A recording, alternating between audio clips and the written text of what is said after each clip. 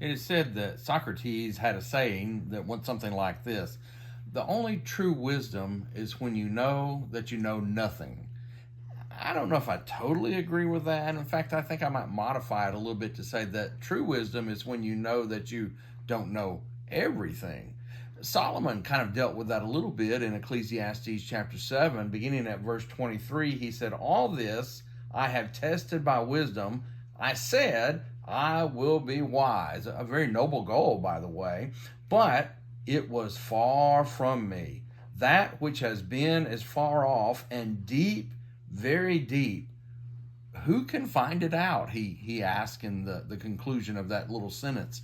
And here's a man that was gifted with an enormous amount of wisdom from God in a very direct and even supernatural way. And yet he says, I don't know everything. I would like to know everything, but it's so very deep and so very beyond my grasp. And so he struggled with that. And perhaps you and I sometimes struggle with the fact that we would like to know more than we know. And maybe sometimes we feel inadequate because of that. I think there's at least a couple of practical outcomes that we can apply to our lives about this verse. First of all, we need to understand that there is a God that we serve who does know everything. I'm not God. You're not God. We don't know everything that God knows, but we know that God knows. And that should be a great comfort to us, that even though we can't understand everything, we don't know everything, we know that God knows. And secondly, I think we should understand that just because we don't know everything doesn't mean we're less of a person or we're some kind of inferior person.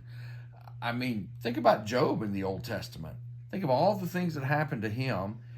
And I think we would all say that he was a very wise man, but he certainly didn't know everything. And I don't think any of us would ever say that Job was some kind of inferior person that was less worthy or less noble than many of God's examples that are used in the Bible. And so take comfort in that. In fact, sometimes the finding wisdom is realizing that we don't know everything and that there is a God who does know everything, that we need to depend upon him.